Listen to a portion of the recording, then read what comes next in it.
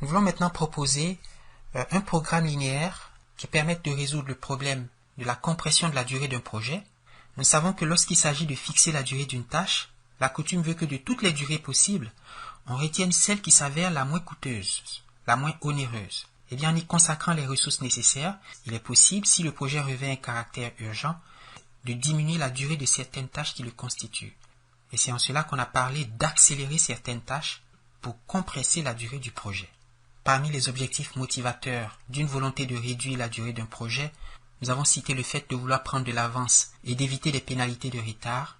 Nous avons aussi cité le fait que le gestionnaire peut être animé par le désir de gagner des primes en achevant le projet plus tôt. Le gestionnaire peut vouloir libérer certaines ressources importantes dont il a besoin ailleurs.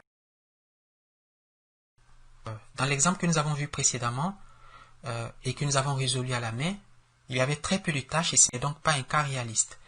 Alors voici un exemple un peu plus intéressant, l'exemple de la succursale bancaire.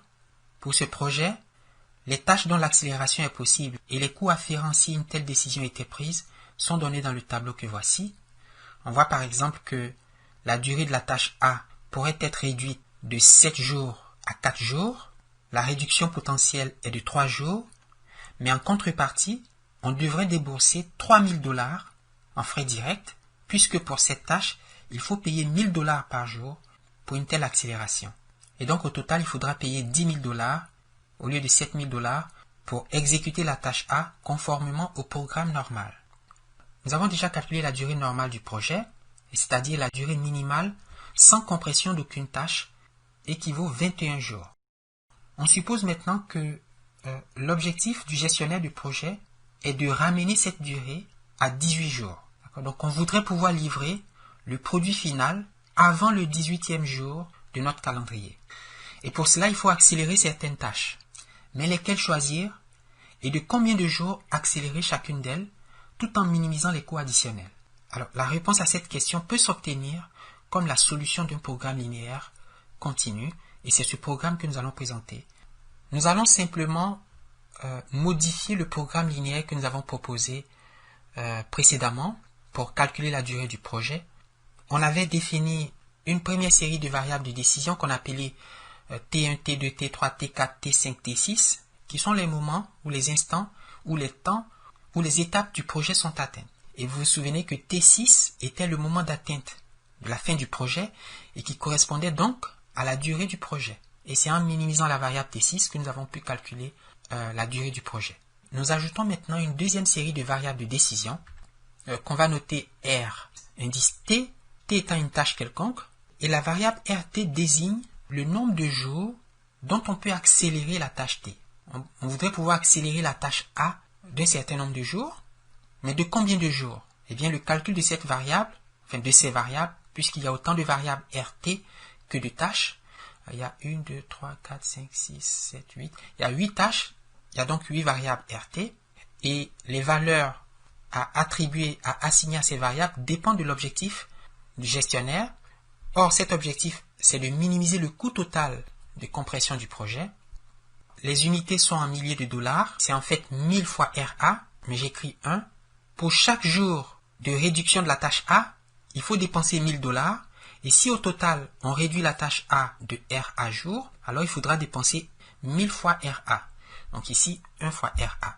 Et plus 0 fois RB, car comme on le voit, la tâche B n'est pas réductible, plus 2 fois RC, plus 4 fois RD, plus 2 fois RE, plus 2,5 fois RF, plus 3 fois RG, plus 3 fois RH. Voilà l'objectif. On veut minimiser le coût total de compression de la durée du projet.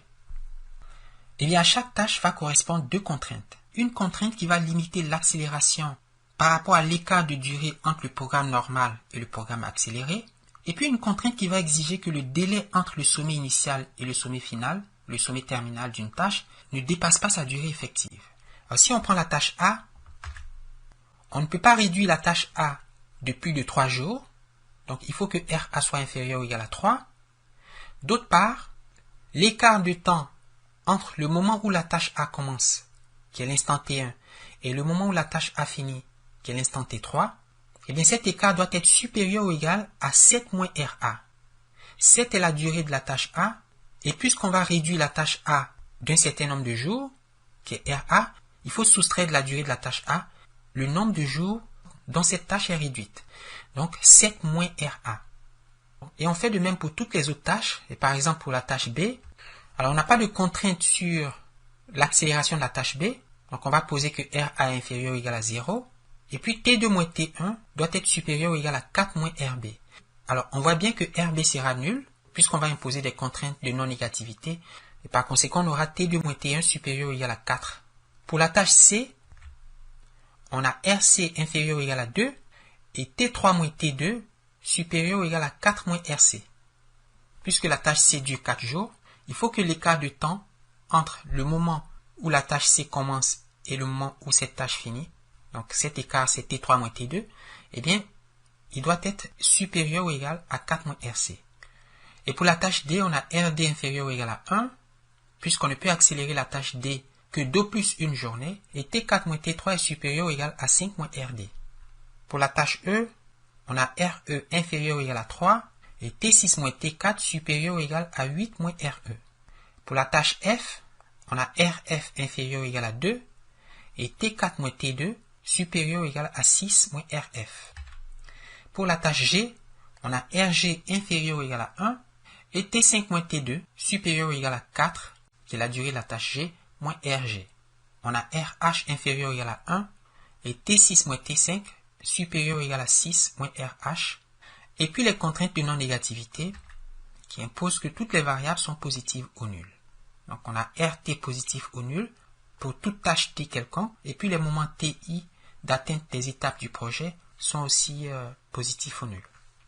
Il y a une dernière contrainte qui porte sur la volonté pour le gestionnaire de ramener la durée du projet qui était de 21 jours, on se souvient, à 18 journées.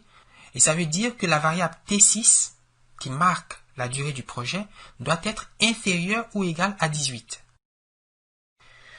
Voici donc le programme linéaire qu'il nous faut résoudre pour atteindre l'objectif visé par le gestionnaire.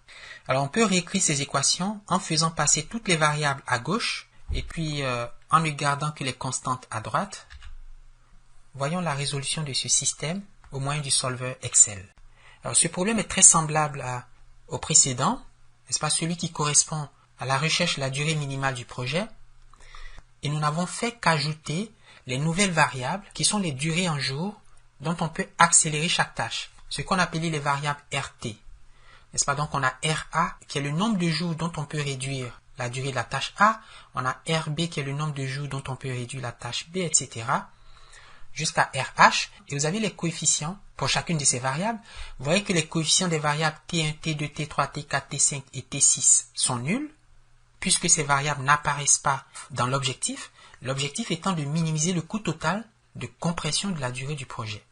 Puisqu'une journée gagnée sur la tâche A nous coûte 1000 $, alors on a marqué 1, mais en fait c'est 1000, les unités sont en milliers de dollars. Pour la tâche B c'est 0, puisqu'on ne peut même pas la compresser. Pour la tâche C c'est 2000 $, pour la tâche D c'est 4000 $, pour la tâche E 2000 $, pour la tâche F c'est 2500 $, mais 2,5, etc. J'ai pris le temps d'écrire les coefficients de la matrice des contraintes. Pour la tâche B, par exemple, on a T2 moins T1 plus RB qui est supérieur ou égal à 4. Et donc, on a moins 1 pour T1, on a 1 pour T2, on a 1 pour RB. Et puis, la deuxième contrainte sur la tâche B nous dit que RB doit être inférieur ou égal à 0. Et j'ai ajouté la dernière contrainte qui porte sur la durée du projet. L'objectif du gestionnaire est de compresser la durée à un maximum de 18 jours. Donc, il voudrait pouvoir livrer le produit final avant le 18e jour. Or, la durée du projet, c'est l'instant ou le moment où l'on atteint l'étape 6 du projet, n'est-ce pas? Et par conséquent, on a mis ici 1 pour dire 1 fois T6 qui fait T6 et qui est inférieur ou égal à 18. Il faut maintenant résoudre ce programme linéaire. Donc, je vais dans Solver. L'objectif se trouve à la cellule P4, n'est-ce pas? Donc, je vais choisir cette cellule. Et ce n'est pas un problème de maximisation, c'est un problème de minimisation. Donc, nous allons choisir l'option min. On va faire varier les cellules B5 à O5. n'est-ce pas, les valeurs des variables. Et pour les contraintes, nous allons cliquer dans Add. Nous avons deux séries de contraintes, des contraintes de type supérieur ou égal et des contraintes de type inférieur ou égal. Alors, commençons par les contraintes supérieures ou égales. Je sélectionne les membres de gauche des inéquations de ces contraintes et le signe supérieur ou égal et les membres de droite. Et je clique sur Add pour ajouter de nouvelles contraintes. Pour les contraintes de type inférieur ou égal, je choisis les cellules qui définissent les membres de gauche de ces inéquations. On a inférieur ou égal, donc je vais garder ce signe et je choisis les cellules qui correspondent aux membres de droite. Et puisqu'il n'y a plus de contraintes, je clique sur OK.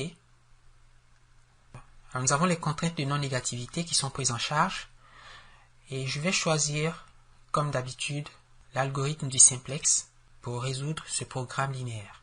Alors, si je clique sur Solve,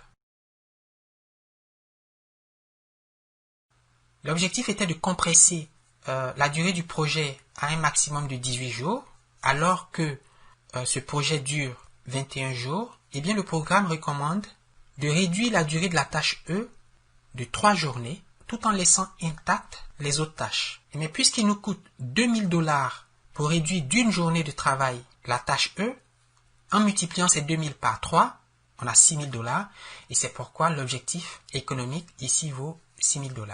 Compte tenu des contraintes du cahier de charge,